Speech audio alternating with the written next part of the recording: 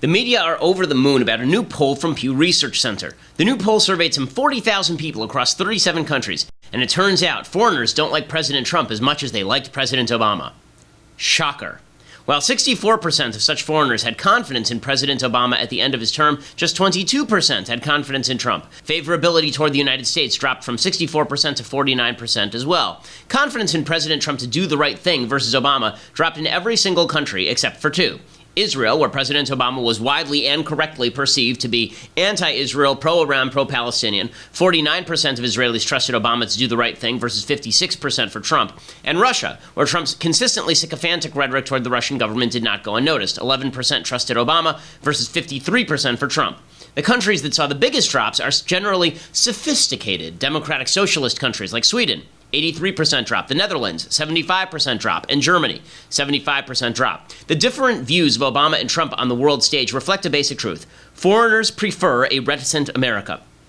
First, it is unfair to Trump to pretend that his unpopularity globally is some sort of Republican outlier. By the time George W. Bush left office, his ratings were almost identical to Trump's in the UK, France, Germany, and Spain. That's not a shock. The world loves an America that pays their bills without attempting to promote any of our interests. In fact, the Pew poll also shows that Trump is more unpopular than Vladimir Putin, a murderous thug dictator who has invaded foreign countries with regularity. Foreigners prefer an American policy that favors Iran nuclear weapon development, 49% versus 34%. More Muslim immigration, 62% to 32%. Support for climate change strictures, 71% to 19%. And lack of a border wall, 76% to 16%. They see Trump as arrogant, 75%, intolerant, 65%, and dangerous, 62%. But 55% also see Trump as a strong leader. Again, not a shock. 46% of foreigners dislike American ideas about democracy, against just 43% who approve, which is weird since we actually promoted democracy across the world. 54% complain about American ideas and customs spreading here. Again, weird since they watch all of our movies and consume all of our product.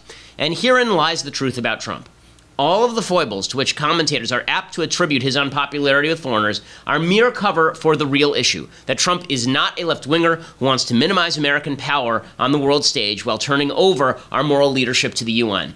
All of which suggests that Trump is right. America First policymaking, which is a radical shift away from the multipolarity sought by the Obama administration, is what is truly annoying people around the globe, which is good, if the alternative is the moral cowardice of the Obama administration for the last 8 years. I'm Ben Shapiro. This is The Ben Shapiro Show. So, dude, CNN is having a rough week, and we're going to get into it. Plus, we're going to break down Trumpcare. We're going to talk about what exactly the Congressional Budget Office had to say about it yesterday. Plus, we're going to deconstruct the culture. So, jam-packed show coming up for you. Before we do that, I want to say thank you to our sponsors over at Boll & Branch. So, as I frequently say on the program, I am not good at sleeping. I'm good at many things. Sleeping is not one of them. I tend to sleep lightly. I don't tend to sleep well. And that's why I really need great sheets. And that is where Boll & Branch comes in. Boll and Branch. So Boll & Branch is the best sheets I've ever slept on, bar none. I've gone out and bought several sheets for myself, just because they're so good. I can't sleep on other sheets now. We literally threw out our other sheets because Boll & Branch are so comfortable. Boll & Branch sheets are super comfortable. They breathe. You don't know what it's like to sleep on a really nice sheet until you do. And Boll & Branch does that. They sell exclusively online, so you're not paying expensive retail markup, half the price, twice the quality. They are crafted from 100% organic cotton. They also look terrific. This is why they have thousands of 5-star reviews. If you go to bollandbranch.com today, you get $50 off your first set of sheets, plus free shipping when you use that promo code BEN. So you go to Boll & Branch, BOLL, and branch.com. Use the promo code BEN. Again, that's bollandbranch.com, promo code BEN. It's not just that they are soft as sheets, they are breathable, they keep you cool at night, but warm enough. They're fantastic. I can't speak highly enough of these sheets. They're really fantastic. Bollandbranch.com today. $50 off your first set of sheets, plus free shipping when you use the promo code BEN. Plus use that promo code BEN so that they know that we sent you, as they are advertisers on the program. Okay, so we begin with what is hilarious video. James O'Keefe, who is constantly ripped by the news media because they don't like that he goes undercover to do his journalism. He was originally responsible for breaking Acorn, the community organizing organization responsible for pushing left-wing agenda. James O'Keefe has now dropped a video of CNN senior producer John Bonifield. John Bonifield, I guess he's a senior health producer or something, but he's a senior producer talking candidly about CNN's treatment of the Trump administration generally and Trump-Russia collusion allegations specifically, and it's just spectacular stuff. Here's from James O'Keefe's Project Veritas, CNN producer John Bonifield, basically acknowledging and agreeing that all of our preconceptions about CNN's bias and their agenda are exactly right. So you believe like the Russia thing's a little crazy, right? Even if Russia was trying to swing an election, we try to swing their elections. We're in our CIA and doing it all the time. Like, we're out there trying to manipulate governments. Like, you win because you know the game and you play it right. She didn't play it right. Then why is CNN constantly like Russia this, Russia that? Because it's ratings. Because it's ratings? Our ratings are incredible right now. But honestly, you think the whole Russia is just like bullshit? Could be bullshit. I mean, it's mostly bullshit right now. Like, we don't have any big giant proof. I just feel like they don't really have it, but they want to keep digging. Mm-hmm. And so I think the president is probably right to say, like, look, you are witch hunting me. Like, you have no smoking gun. You have no real proof. And the CEO of CNN said in our internal meeting, he said, good job everybody covering the climate accords, but we're done with it, let's get back to Russia. Okay, so he's saying a bunch of things here that we already knew. Number one, CNN is focusing on Russia for the ratings, which is obvious. I mean, they focused on Malaysian flight MH370 for like 3 years and had Don Lemon talking about black holes opening up in the sky to eat flights, because Don Lemon doesn't know anything. So it's not a shock that they've been focusing on Russia. And this is true, right? It doesn't matter what's going on in the news. If you turn over to CNN, what you get is Trump-Russia. And the reason is because CNN has been providing wish fulfillment for the far left for months now. The wish fulfillment is that Trump is going to get caught colluding with Russia. He'll somehow be ousted. As Sally Cohn says, we'll have a special election, then Hillary Clinton will be president. Okay, that's what CNN has been doing for literally months. This has been their agenda. It has raised their ratings. When there actually is news to break, then CNN's ratings are good. When there's no news to break and they're just spouting about Russia still, then there's not, like tonight, I think, CNN is supposed to be running a special about Trump-Russia, the big story. And there's nothing there. There's nothing there. And Bonifield is honest enough to admit that, although he probably wouldn't have admitted it if he knew he was on tape. When he says that Jeff Zucker, the head of CNN, told all the producers that when they were covering the Paris Climate Accords and Trump's pullout from them, they should get back to talking Russia because he wants the ratings. Again, this is just confirmation of what we already knew. Bonifield also said that if CNN had treated Obama like this, it wouldn't have gone over well at all because obviously their fans tend to like Obama, whereas they hate Trump, and so they have been wildly dishonest in how they've covered Trump. It's all true, okay? Everything that Bonifield is saying is true, and all of it confirms what we already knew about CNN, which is that they are biasing their journalism in order to target President Trump, and President Trump is right that they are on a witch hunt. Now, that wasn't the only bad story for CNN last night. So CNN also fired 3 journalists responsible for a single-sourced anonymous story that they broke at CNN.com. They were accusing Trump associate Anthony Scaramucci of being investigated by the Senate Intelligence Committee for contact with a Russian bank a few days before the inauguration. CNN ended up retracting the story and firing the 3 journalists responsible for the story. Naturally, as my friend John Nolte points out, CNN also added that it's possible, quote, the facts of the story weren't necessarily wrong. So this is the Dan Rather approach. We're going to retract the story. We're going to fire the guy responsible, but it's possible that the facts were still correct. Okay, again, just the evidence of CNN's bias. So this, of course, sets off President Trump, and President Trump promptly tweets, quote, fake news CNN is looking at big management changes now that they got caught falsely pushing their phony Russian stories. Ratings way down. Well, the first half is true. The second half is not. The ratings are not way down. The ratings are actually way up because of all the conspiratorial bullcrap. It would be better if the ratings were down because of all the conspiratorial bullcrap, but they aren't. And then he says, wow, CNN had to retract big story on Russia with 3 employees forced to resign. What about all the other phony stories they do? Fake news. Again, totally fair. And then he said, fake news this, fake news that, fake news. What about the Washington Post and the New York Times and ABC and NBC and CBS, right? So all of this, there is truth to this, obviously. CNN it has biases. They refuse to acknowledge their biases. It's one of the more annoying things about CNN. If they just said, listen, we're a left-wing outlet like MSNBC, like no one cares that MSNBC covers Russia incessantly because MSNBC is openly to the left. I mean, they're leaning forward, right? CNN pretends it's objective, which is why CNN is the easiest whipping boy in the media business. And I will say that CNN did more than, for example, the Trump administration has done when people in the administration have lied. They actually fired people forthwith. When this story came out, they fired 3 reporters. Now, does this mean that they're suddenly great at their jobs? No, but that's at least a form of accountability. Naturally, Fox News jumped on this as well, jumped on all of this. Tucker Carlson ripped CNN to their propaganda organization. Again, this is mostly right. It's been 7 months, though, since Trump won the presidential election. Since then, precisely no evidence has emerged to support the claim that Trump somehow colluded with the Russian government in order to win the race. But you'd never know that from watching that channel, which has become home for conspiracists on the Russia question worldwide. Last February, to name yet another example, CNN produced a story accusing Trump associates of repeated contacts with Russian intelligence. That report turned out to be almost identical to a report by the New York Times that Jim Comey called out specifically for being grossly inaccurate. We could go on and on and on. Overall, 93% of CNN's coverage of the Trump administration has been negative. Okay, everything Tucker is saying here is true, that CNN is an anti-Trump machine, no question about it. And then Sean Hannity goes on TV last night and he calls for Jeff Zucker, the head of CNN, to be fired. He says, hey, CNN, when will you fire Zucker? He has destroyed the network with lies and very fake news, very fake news. Now, again, I think that Sean calling for Zucker to be fired over the coverage at CNN is a mistake for Sean. I mean, I defended Sean over the Seth Rich stuff, not because I thought he was right on it, but because I don't like these kind of astroturfed boycotts where people end up losing their jobs because they don't like the way that somebody is covering the news. And here's Sean calling for Jeff Zucker to be fired over his coverage of the news. Again, I just, the hypocrisy is a little much for me. But is all this criticism of CNN fair? Absolutely, it's fair. But I do want to discuss whether the term fake news is useful or not anymore, because I'm not sure that it is useful. So when fake news was originally coined, the term fake news was originally coined, what it meant was a story that was outright false. So, for example, that piece that CNN retracted, that was actual fake news, right? That was a piece of fake news. CNN's Russia collusion stuff, when they actually try to aver that there is collusion or evidence thereof, that is fake news. It is not fake news when they report a specific story about a Trump associate who had a contact with Russians and then it's verified.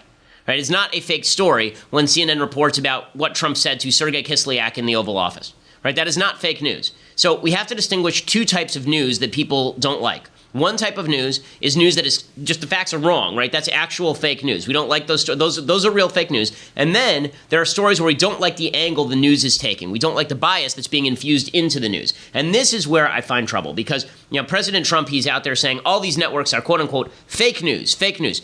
If you conflate these 2 categories, you make it so that it is impossible to have a common basis of fact for any sort of political conversation. So when he says CNN is fake news, I don't think that's right. I don't. I think that CNN is a wildly left news outlet that biases their coverage in tremendous ways. I don't think that's quote-unquote fake news. You can say it's fake objective news, right? That's true. You can say it's non-objective news. That's true. But when you just say it's fake news, like everything you see on CNN is false, that's not true. And this is coming from a guy who went on CNN in 2014 and said if Hamas could design a propaganda network, it would look a lot like CNN. This is in the middle of the Gaza war. So it's not like I have any great love and honor for CNN. I mean, for God's sake, I basically destroyed one of their main hosts on their show, right? I mean, I took Piers Morgan and destroyed him on CNN. I've ripped CNN on CNN multiple times. So this is not about defending CNN. This is about, as the American public, how do we know what information we can trust and what information we can't? We sort of have the Vizzini problem. You remember from Princess Bride, where Vizzini gets into a battle of wits with Wesley, and Vizzini has Wesley takes iocane powder and supposedly he puts it in one of the 2 cups. And then Vizzini, who's the cleverest man alive, according to Vizzini, has to try and outwit him. And so he does the whole, I'm not a great fool, so I can clearly not choose the wine in front of you. But you must have known I was not a great fool, so you would have counted on it, so I can clearly not choose the wine in front of me. Right? You remember that whole routine? What happens when President Trump routinely says things that are not true, or Sean Hannity says things about Seth Rich that are unverified? I mean, last night, Sean Hannity was still on Twitter saying he's still investigating the Seth Rich thing, which is, come on. I mean, really, enough already. You have no new evidence. You talk about Trump-Russia collusion has no evidence. You have no evidence on the Seth Rich stuff, but you're still pursuing it and then claiming conspiracy theories on the other side. This is just about a little bit of intellectual honesty, folks. If you can't trust Trump, and you can't trust Fox, and you can't trust CNN, then who can you trust? And I'm not suggesting that you can trust me, by the way, to be unbiased, because I'm pretty open about my biases. I'm conservative, right? I'm conservative. That means that my coverage of the news is going to be infused with a certain level of conservative bias, for sure. But it is a mistake to label every single mainstream media outlet fake news, as President Trump does, because it actually blows back on Trump. The next time CNN reports something that is true and Trump calls it fake news, Trump looks like a liar. He's right. He is right that all of these outlets are biased against him. He is right that they attack him in a way they never would have attacked President Obama. And I'm glad that President Trump goes up against the media all the time. In my book, Bullies, I said this is exactly what politicians should do. But the point in Bullies was that you should go after these outlets when they lie. You shouldn't just label the entire outlet completely uncredible and suggest that everything that they report is false, because that's not actually true. Like, if you're going to defeat lies, you have to do it with truth. You can't, and if you're going to defeat bias, you have to do it by calling out the bias. You can't defeat bias by just saying that everything that somebody says that is biased is complete fake news and all lies and garbage. Right? Well, right now what we have is Trump attacks combined with the media's drooling preoccupation with getting Trump. It ends up polarizing the narrative. Right now, I'm telling you, because this is the world I live in, right now, people on the right will not believe a word that comes from CNN or the New York Times or the Washington Post, even though all of their favorite websites, Breitbart, I used to work there, right? I was editor at large there for 4 years. I was deeply involved in editorial for 2 of those 4 years. Breitbart, which is a very pro-Trump website, obviously, they rip half their news from the mainstream media at least, okay? The notion that Breitbart is doing original reporting is not true. I mean, they do some original reporting, but the bulk of what they cover is a Breitbart angle on a news story that has been previously reported by CNN or the New York Times. The same thing is true in talk radio. And everybody in talk radio will acknowledge this, right? I mean, the fact is that when you listen to Rush, when you listen to Sean, half of Sean's coverage on his radio show is him reading an AP story and then deconstructing the AP story, trying to get to the facts. So pretending that all of the news is fake is just not true. And what you end up with is this bizarre situation where people on the right will only trust Fox News and people on the left will only trust CNN. And if they hear that something happened on Fox News, they go, oh, it's complete crap. Benghazi is a perfect example. Fox News was leading the charge in terms of uncovering material about Benghazi, and the left just said, oh, it's Fox News, who cares? And then the right does the same thing with CNN. Every time there's a story bad for Trump, they say, oh, it's just CNN, who cares? I want to talk about what we should do to defeat all of this, how you can watch the news and get more out of it. But first, I want to say thank you to our sponsors over at the U.S. Concealed Carry Association. So if you are somebody who wants to buy a gun or has a gun and lacks training, or you're afraid that you may become involved in a situation where, God forbid, somebody breaks in your house, you have to shoot them in self-defense, and then the police arrest you, that's what USCCA is for. They educate you, they train you, they make sure that you are legally and financially protected for after you pull the trigger, because it doesn't matter whether you're right or wrong, it's very possible you end up in the legal system anyway. And one of the things they're doing right now that is super cool is they're making sure that if you don't have a way to defend yourself, or if you just want a better way to defend yourself, you have 5 opportunities right now to win $1,776 for guns and ammo of your choice in honor of July 4th, right, 1776. They are going to give you $1,776 for the guns and ammo of your choice if you go and you have a chance to win that. If you go and register at defendmyfamilynow.com, defendmyfamilynow.com, you get 5 big chances to win $1,776 for any guns and ammo of your choice. Again, that's defendmyfamilynow.com for your free shot at that money. You have to hurry. It's not going to last long, obviously. July 4th is just around the corner. Defendmyfamilynow.com. Right now, you get your big 5 chances to win $1,776 for the guns and ammo of your choice. You should register there anyway because, again, they have all of these resources for gun training and protection against legal liability and all the rest of it. It's a great organization. They're doing the stuff that gun owners need, and they're making sure that more people know how to protect themselves and are capable of doing so legally when the time, if, God forbid, the time comes that you actually have to use the weapon against somebody. That's the USCCA, and go to defendmyfamilynow.com. Okay, so here's how I want to boil down all of this media debate. And again, CNN is what they are. They're a wildly biased anti-right network masquerading as an objective news source, sometimes running stories without proper substantiation that they then have to back off of. But to pretend that every piece of CNN coverage is a lie is not true, just as for the left to pretend during the Obama years that everything coming out of Fox News was not true. Here are some basic truths. There are only 3 of them, so you can handle this. We're all capable of handling this, okay? All journalists are biased. All of them, even if they won't admit it. Okay, there are some who try harder to keep their own biases out of the news. I think that there are people who are widely hated on the right and widely hated on the left. I think Bret Baier does a good job of trying to keep his biases out of the news. I think on the left, I mean, Jake Tapper's clearly the left. I think Tapper does a better job than most of trying to keep his biases out of the news, although Jake obviously has his own biases. But all journalists are biased, okay? And anyone who pretends not is lying to you. Second, either the facts of a story are factual or they are not. Okay, there's two parts to every story. There's the fact and there's the opinion. And you have to become kind of sophisticated in how you look at the news. This is why you listen to or watch shows like this, so that we can break down a story and explain to you what is opinion from what is fact, what is actually being said in the news story, and what is the news media getting out ahead of themselves, right? The facts of a story are either factual, however, or they are not. The bias of a journalist may impact how the facts are presented, but it doesn't automatically discredit the facts that are presented. So if CNN covers the Trump-Russia stuff and then draws a conclusion that there's collusion, and the conclusion is wrong, that doesn't discredit the underlying facts upon which they are reporting. Maybe their conclusion is wrong because they're biased. Maybe the way they're reporting the story is wrong because they're biased. But that doesn't necessarily mean that the underlying facts are wrong. The same is true on the right. Right? The left would suggest that the right's coverage of the IRS scandal was all lies, it was all fake news, but that did not discredit any of the underlying factual claims that Lois Lerner and the IRS were obviously targeting conservative 501c3s in an attempt to prevent them from being able to raise money, and that they were doing so because Democrats have been calling for years for them to do exactly that, right? That was the underlying news. Now, the left may not have liked the conclusion the right was drawing, which is that Obama basically ordered it, but that didn't discredit the underlying news. So it is your job as a news consumer to try and distinguish the fact from the opinion in any given story without just doing this routine where you say, okay, CNN is all fake news or Fox News is all fake news and everybody should be fired because I disagree with them. Again, do I think CNN is egregious? Yes, I think they're egregious in their coverage of Trump. I think they are just egregious in their coverage of Trump. And I think that producer demonstrates how egregious they are in their coverage of Trump. But that does not actually change the underlying facts. And to pretend that CNN doesn't feel the heat when they do something wrong is just silly. I mean, they just fired 3 reporters. We make a living over at Daily Wire bashing CNN when they get things wrong, right? I mean, this is to pretend that they are not subject to scrutiny is just dishonest. So again, this is not a defense of CNN's activity anywhere along the line here. But I'm suggesting to you that you are going to be blindsided by the news if you do what so many on the right are doing and say, I only trust the people on the right to report me the news, even though the people on the right are relying on the left to actually report those facts. Okay, CNN has staff on the ground. Daily Wire is not independently reporting from Yemen. And the truth is, neither is Fox News in many cases.